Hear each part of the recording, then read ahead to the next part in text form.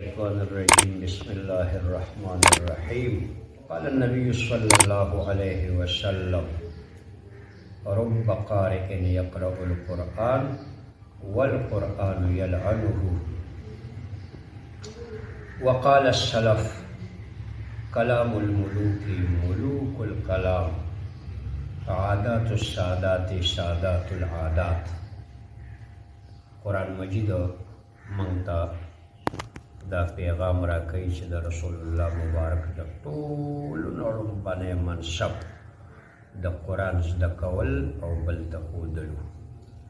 دغه آیات مبارک کې د اقرأ جمله دوه ځله راغلې ده او مفسرینو حضراتو لیکلي دي چې اولنی امر رسول الله مبارک ته د خپلې زده کړې دی او دویم امر رسول الله مبارک ته د امت ته د ښودلو امر شوی دی.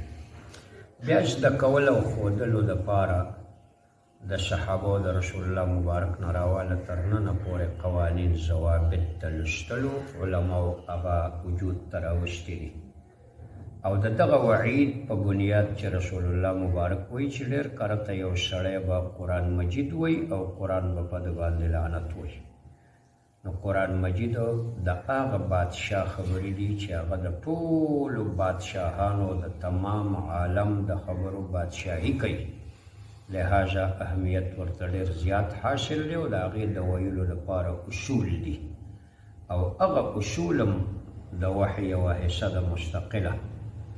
دغه سوچ او فکر باندې زموږ دا ملګري راجمع شو او دا یو سوچ مخې ته راوړه، یو تمنا او یو امید چې زموږ د تمامې علاقې او خصوصا ټونټو په سطح باندې تمام مسلمانانو ته قرآن مجید په صحیح لهجه کې وښودی شي.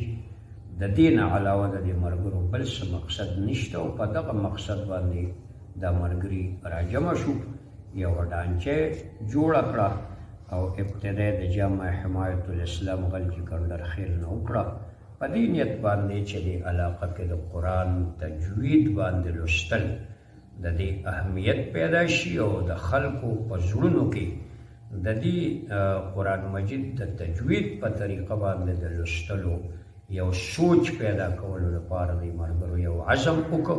په دغه بنیاد باندې دعا کوو چې الله دغه ملګري خپلو مقاصدو کې کامیابۍ ته ورسوي.